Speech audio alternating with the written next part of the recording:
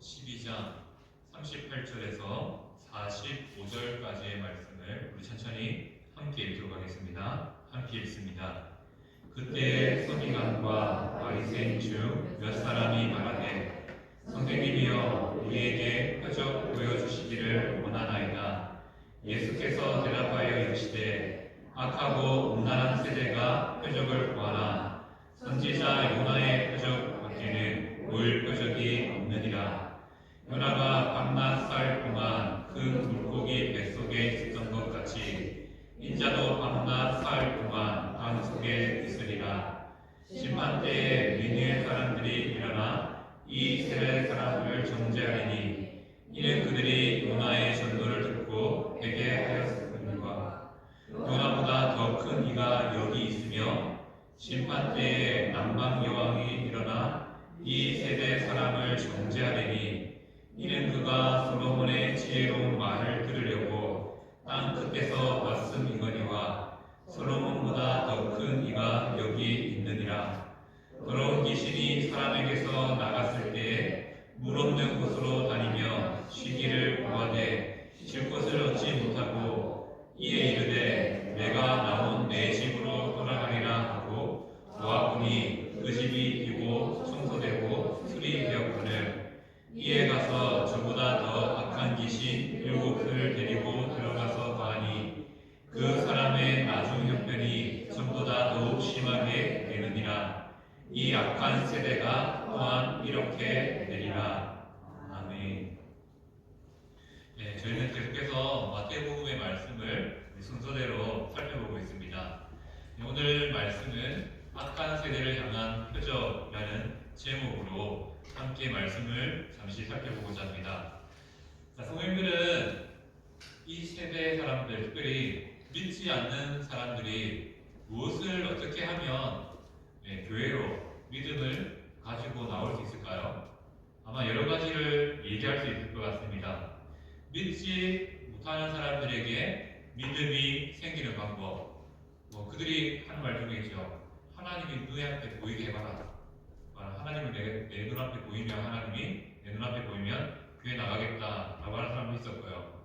또 도저히 내 생각에서 이루어질 수 없는 기적이 일어나면 아마 하나님을 믿고 나올 거다라고 생각할 수 있을 것 같습니다. 우리는 생각에 이러한 일들, 예수님이 눈앞에 나타나거나 하나님께서 특별한 큰 기적을 행하면 우리의 믿음이 더 깊어지고 많은 사람들이 또 믿고 믿음의 자리로 나올 거라고 생각한다는 것이죠. 하지만 우리는 압니다. 오늘 말씀을 통해서도 알고요. 예수님 당시에 이스라엘 백성들은 예수님을 보았습니다. 예수님이 행하신 기적을 보았지요. 그럼에도 좀처럼 변화되지 않는 그러한 완악함을 보게 됩니다. 이러한 자들에게 예수님께서 보여줄 수 있는 표적은 하나밖에 없다라고 말씀하십니다. 그가 듣든지 안 듣든지 상관없이 예수님이 들려주고자 하는 표적은 하나입니다. 바로 십자가의 은혜, 십자가의 사랑이라는 거죠. 자, 밖에 있는 사람들이 기적을 보고 신을 진짜로 눈앞에서 보고 하면 믿을 것 같지만 그렇지 않다는 거죠. 진짜 우리를 변화시킬 수 있는 능력이 있는 표적은 그리스도의 십자가밖에 없다라고 친히 예수님께서 오늘 말씀을 통해서 설명하고 있습니다. 그 내용의 말씀들을 시간 함께 살펴보고자 합니다. 자, 서기관과 바리새인들이 예수님의 이야기를 듣고 기적의 사건을 보았습니다. 하지만 여전히 그들은 선생님이여 라고 부릅니다. 이유는 뭡니까? 아무리 봐도 자기들은 그리스도로, 선지자로 인정할 수 없다. 하나님이 보내신 자로 인정할 수 없다라는 차원의 그래도 존중하는 의미로 선생님이여 라고 부르게 되는 거죠. 그리고 무엇을 요청합니까? 안 믿어지니까 당신이 정말로 그리스도 되신 메시아 되심을 우리 눈에 표적으로 보여달라고 말씀하고 있습니다. 그들이 왜 표적을 구했을까요? 구약 성경을 보면 선지자들이 하나님이 보내셨다는 증거로 많은 사람들에게 인정받는 계기가 뭐냐면 하나님이 주신 메시지도 있지만 그들이 행한 일들, 이적들이 있었기 때문입니다. 그래서 이적과 말씀을 가지고 구약의 선지자들은 이 사람이 하나님께서 보내신 자다라는 인정을 받았습니다. 마찬가지로 서기관과 바리새인들 입장에서 예수님을 그리스도로 받아들이기 위해서 예수님께서 직접 우리에게 기적과 같은 일들을 좀 보여달라고 요청하게 됩니다. 하지만 어떻습니까? 예수님은 이들의 의도를 너무 잘 아시죠. 그래서 이미 많은 기적도 보여주셨고 그들이 예수님도 보았지만 거부했습니다. 그리고 더 심하게는 예수님이 행하신 일을 귀신의 왕 바알세불의 힘을 빌려서 한 일이다라고 예수님의 사역을 매도하기까지 하였습니다. 이런 자들의 요청에 예수님이 응하실 법도 한데 응하지 않습니다. 그냥 그 말씀에 반응하지 않는다는 것이죠. 오히려 이렇게 말씀하십니다. 악하고 음란한 세대가 표적을 구한다라고 책망하죠. 왜 그렇습니까? 눈앞에 예수님을 알아보지 못하는 자, 결국 그 알아보지 못하니까 표적을 구하는 어리석음이 나타난다는 겁니다. 여기서 말하는 음란한 세대는 무엇을 의미합니까? 음란하다는 것은 성적인 문제도 있겠지만 여기서는 영적인 의미에서 음란함, 우상 숭배를 의미합니다. 바리새인과 서기관들을 향한 음란하다라는 표현은 무엇을 의미합니까? 그들이 하나님을 섬기는 자가 아니라 자기를 섬기는, 하나님이 아닌 다른 대상을 섬기는 것처럼 살아가는 세대, 하나님이 마음의 중심에 없는 자다라고 말씀하는 것이죠. 그리고 이것을 더 확대되면 유대인 전체를 향하여서 예수 그리스도의 말씀을 듣고 이적을 보아도 도무지 믿지 못하는 그 세대를 향하여서 그들 속에 하나님이 없다, 하나님이 계시지 않다라고 선언하는 것과 마찬가지입니다. 예수님은 이렇게 당시 사람들이 하나님으로부터 떠나 있다라고 책망하시고 말씀하시는 것이죠. 자, 이러한 책망, 앞선 말씀과 너무 다르지 않습니까? 예수님은 어떤 분입니까? 약하고 가난한 자들의 요구에 항상 거절하지 않으시고 응답하셨습니다. 그리고 상한 갈대와 꺼져가는 심지 같은 그러한 영혼들을, 사람들을 붙드심으로 세우시는 분이었습니다. 그런데 오늘 본문에서 서기관들과 바리새인들의 요구는 단호하게 거절하십니다. 왜 그렇습니까? 예수님은 그들의 악한 동기와 의도를 아셨기 때문에 거절하셨다는 것이죠. 이 내용을 좀 기도에 적용하면 이것이죠. 우리가 약함과 가난으로 구할 때 하나님은 우리의 기도에 반드시 응답하십니다. 하지만 우리 안에 불순한 동기와 악한 동기를 가지고 구할 때는 하나님께서 우리의 기도를 거절하신다는 것이죠. 그와 마찬가지로 예수님께서 악한 동기와 의도를 가진 바리새인과 서기관들의 요구에 응답하지 않으시고 거절하십니다. 오히려 악한 세대에게 필요한 것이 있다면 요나의 표적이 필요하다라고 말씀하십니다. 요나가 물고기 뱃속에 사흘을 있었던 것처럼 예수님도 십자가의 죽음 이후에 사흘 동안 땅속에 있을 것을 말씀하시는 것이죠. 그래서 음란하고 악한 세대가 정말로 예수 그리스도를 믿는 믿음으로 나올 수 있는 방법은 하나밖에 없다. 눈앞에 기적이 일어난다고 돌아오는 거 아니다. 신이 보인다고 돌아오는 거 아니다. 예수 그리스도의 십자가를 경험할 때, 그 십자가의 삶의 의미를, 십자가의 의미를 깨달을 때, 그때 사람이 변화되어서 믿음의 사람이 될 수 있다라고 말씀하시는 것이죠. 그래서 이 세대를 향하여서 보여주신 최고의 표적은 무엇입니까? 예수님께서 우리에게 보여주신 최고의 기적은 바로 십자가입니다. 그리고 예수 그리스도의 부활이라는 것이죠. 바로 우리가 전해야 될 것은 이렇게 하면 복 받는다 이것이 아니라 그리스도의 십자가, 십자가의 사랑을 전해야 된다는 것을 우리가 깨달을 수 있습니다. 또 그리고 예수님은 이러한 십자가의 사랑을, 십자가의 은혜를 강조한 이후에 다시 한 번 더 세대를 깨우치기 위해서 두 가지의 예를 번째는 요나, 두 번째는 솔로몬입니다. 요나와 솔로몬의 예를 통해서 예수님은 당시 세대의 악함을 책망하시는 것이죠. 자, 과거에 니느웨 사람들은 요나가 가서 전도했을 때 모두 그 말씀을 듣고 회개하였다. 하지만 지금의 서기관과 바리새인들은 요나보다 크신 예수님이 눈앞에 있고 그분의 말씀을 들었음에도 도무지 회개하지 않는다. 그래서 문란하고 악한 세대라고 부르시는 것이죠. 그리고 솔로몬의 예를 듭니다. 과거 남방 여왕은 솔로몬의 지혜를 듣기 위해서 땅끝이라는 곳에서 찾아왔습니다. 하지만 지금은 이스라엘의 솔로몬보다 크신 예수님이 눈앞에 있는데 그분의 지혜를 듣지 않습니다. 깨닫지 못하고 관심을 갖지 않습니다. 요나와 솔로몬을 통해서 사람들이 회개하여서 하나님께로 나왔지만 유대인들은 큰 증거 대신 예수님을 눈앞에 두고도 회개하지 않았다라고 말합니다. 이것은 무슨 의미입니까? 바로 이들이 악한 세대가 되었다는 겁니다. 도무지 예수님을 들어도 보아도 깨닫지 못하는 그러한 세대가 되었다는 것이죠. 또 이어지는 43절의 말씀은 더러운 귀신이 사람에게서 나갔을 때 물 없는 곳으로 다니며 쉬기를 구하되 쉴 곳을 얻지 못했다라고 말합니다.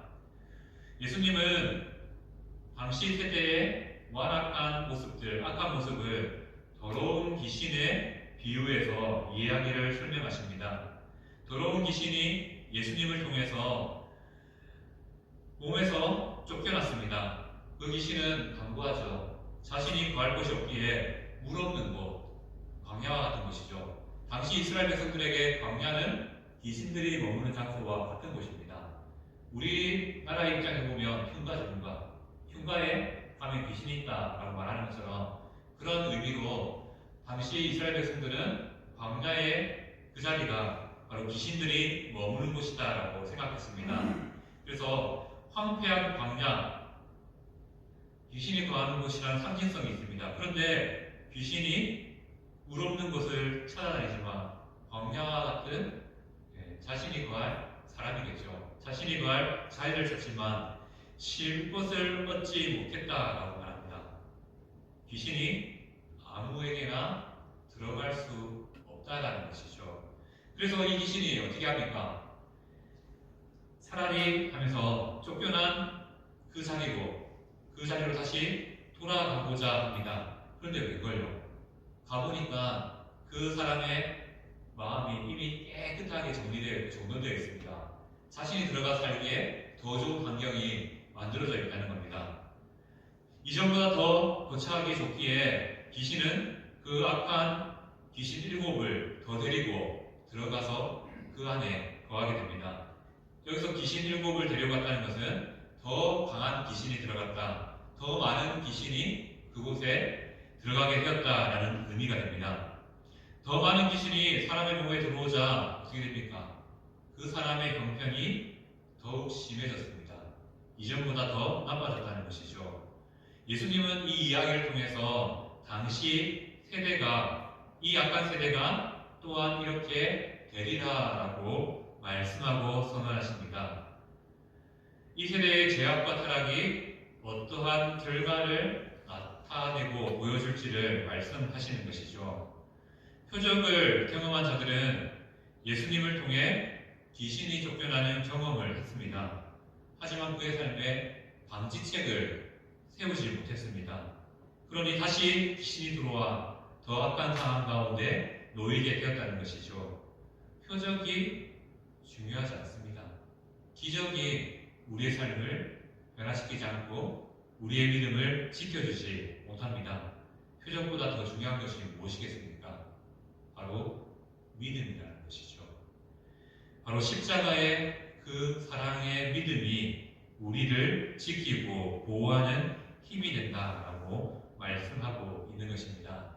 자, 당시의 세대를 한번 생각해 봅시다.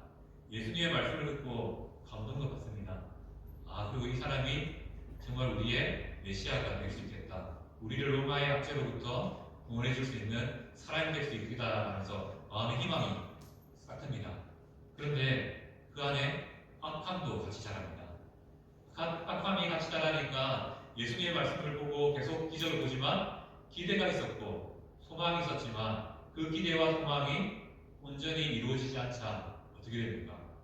오히려 예수님을 향한 더 악한 마음들이 스물스물 자라게 되고요. 그 사람이 결국은 예수님을 십자가로 내몰게 되는 그런 일들을 만들어내게 됩니다. 예수님은 왜 이 이야기를 했을까요? 결국 예수님이 오늘 이야기를 통해서 하고자 하시는 얘기는 이겁니다. 십자가 외에 우리를 변화시키는 방법은 없다는 것이죠. 예수님의 십자가 외에 우리가 믿음으로 나아갈 수 있는 방법이 없다라는 것을 말씀하고 있는 것입니다. 자, 우리는 이 십자가의 은혜를 이미 경험한 자들입니다. 그러면 거기서 끝나야 됩니까? 아니죠. 우리가 이 은혜를 가지고 이 은혜를 간직하고 지키지 않으면 오히려 이 믿음이 사라짐을 통해서 그 자리에 더 악함이 자랄 수 있는 것이 우리의 연약함이라는 것을 우리는 오늘 말씀을 통해서 깨달을 수 있는 것이죠. 한 번의 은혜로 만족하면 안 됩니다. 우리는 매주 매일 하나님께서 공급하시는 은혜로 살아가는 자가 되어야 되는 것이죠. 그 은혜가 상실되면요, 우리 안에 악함이, 더 큰 악함이 자리 잡을 수 있다는 것을 늘 염두에 놓고 우리의 삶이 악한 세대가 되지 않기 위해서 믿음으로 은혜를 붙잡고자 하는 노력으로 살아가는 우리 성도님 되시기를 소망합니다. 그래서 우리 안에 은혜의 공급이 사라지지 않도록 노력하셔야 됩니다. 어떻게 해요? 개인의 경건을 통해 또 개인의 시간들을 통해서 어떻게든 하나님 붙잡고 하나님 내게 힘 안 주시면 내게 능력 주시지 않으면 내가 살 수 없습니다 라는 그런 고백과 믿음으로 살아가는 우리 성도님 되시기를 바랍니다. 그때 예수님께서 하나님께서 늘 우리 마음 가운데 자정해 주심을 통하여서 더 악함이 자라지 않도록 우리를 인도해 주실 것입니다. 그리고 또 예수 그리스도의 십자가가 정말 값진 사건이라는 사실을 말씀해 주실 것입니다. 또 우리가 이렇게 말씀을 마치면서 또 한 가지 생각해 볼 수 있는 것이 있습니다. 우리가 전도에 있어서 많은 일들을 할 수 있습니다.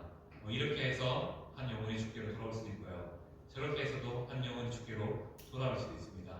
하지만 그 영혼을 정말로 변화시키는 방법은 무엇입니까? 예수 그리스도의 십자가에 밖에 없다라는 사실을 말하고 있습니다. 우리는 생각해보죠. 예수님 십자가를 얘기하면 그 사람이 듣겠나? 그 사람이 반응하겠나? 라고 생각합니다. 물론 반응하지 않는 경우도 있더라고요.